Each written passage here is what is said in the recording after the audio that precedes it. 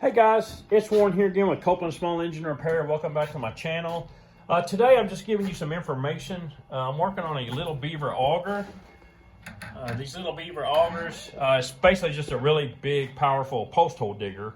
It comes with these little engines, a Honda 8 horsepower engine on wheels. It has this big heavy drive shaft right here that goes over to a gearbox. I got the gearbox on the workbench over here. And here's the auger over here, the big drill. But anyway, the customer brought it to me and he said, man, when I get about 15, 20 inches into the ground, the drill quits turning and it sounds like the gearbox is just getting chewed up in there. So I thought, okay, no problem. He left it here. I took the top off the gearbox, which is a pain, but I got it off and everything looked fine. Here's the gear. And this is the pinion gear. It goes in here like this. And there's a bearing on this end, there's a bearing that goes on this end, but it goes in there like that, and this gear runs this gear, and the shaft on this gear sticks out the bottom, and that's what the big auger attaches to. It's real simple. I mean, just very basic.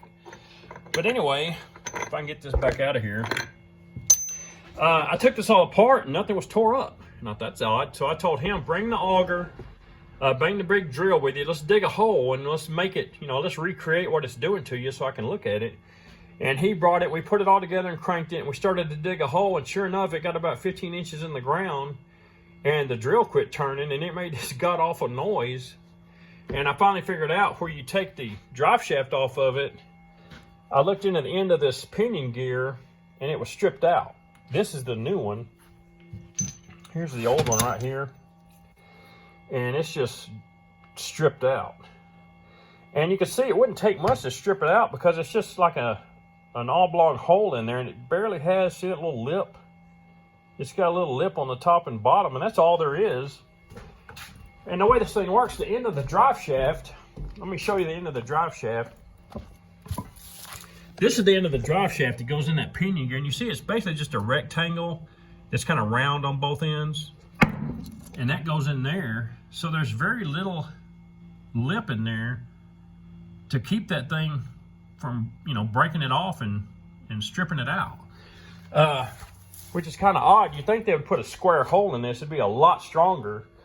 But, maybe they do that on purpose to stop it from damaging something else. I don't know. You'd think they'd want the clutch to slip before it tore this up. But anyway. But my video for you today is to let you know that when you look at these, if you need to order one of these, if this happens to you and you need to order one of these pinion gears, I'm going to show you how to identify which one of these you have, because all of these gearboxes aren't the same. There's 3 different gearings you can put in these. Now everything else is pretty much the same, but this and this big bronze gear in here can be different, and they're matched to each other. They have to be like, the same gearing with each other. And the way you identify these, if you take it apart, you identify them by this piece here and how many threads it has. And, where the threads terminate right here, this one there's one, see where the thread ends as you turn it? There's 1, 2, 3, 4. And you can look down like that and you can see the 4 ends of the threads. So this one has 4. And if you look at this chart, I made a little chart, the threads, it says threads right here. Mine has 4. So there's the part number for my pinion gear, which is this. There's the part number for my bronze gear, which is this big gold gear in there. And this is the gear ratio for all of this. So if you have one of these and your pinion gear has 4 threads on it, you see 4 ends of the threads right there, this is your information. This is all the parts and the gear ratio for your gearing and your gearbox.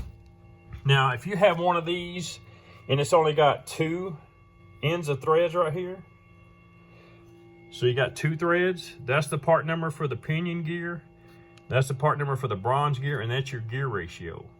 And if you've got one of these and you've got 3 thread ends right here, there's only 3 of them, then that's the part number for your pinion gear, that's your bronze gear, and that's your gear ratio.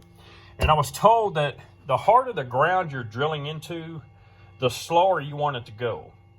And he's using this one. It's got 4, so this is his gear ratio. And 10-to-1 is the fastest one they have, which is probably not good for, you know, just Texas dirts like concrete sometimes. But the next one up, the medium one, I guess you'd call it, would be this one, 13.33 to 1. You know, a little Beaver may just say 13 to 1, but it's actually 13.33 to 1.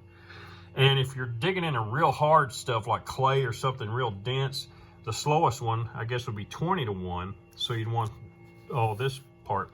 But you just got to remember to identify these shafts. Just look at how many thread ends you have on it. And you've either got 4, 2, or 3. And these are the part numbers. And these have to be, you know, you can't use this pinion gear with this bronze gear. You can't use this bronze gear. You know, they have to be matched up with each other. You can't mix them. They have to be paired up, you know, in pairs with each other. And I'll leave that on there for a second. But that's my video for today, basically how to identify which one you have. So when you order parts, because if you get online, you know, a lot of times if you just pull up pinion gear for a Little Beaver gearbox, it'll show one of them, and if you order that and it ain't the right one, you're screwed. Because it may not match what's in here.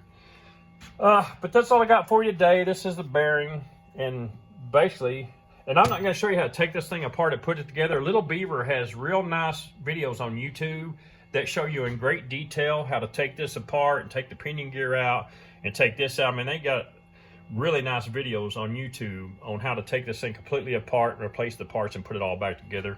So I'm not going to waste your time with that.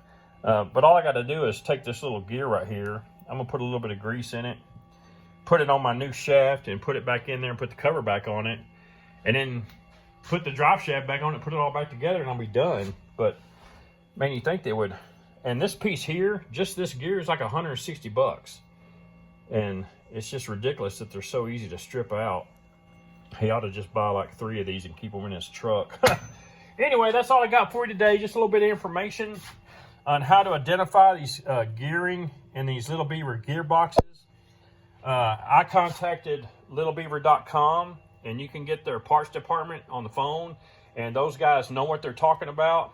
They know everything about the inside and outside of these gearboxes, how to identify everything. So if you have any questions, you can call them directly, and they'll be glad to help you.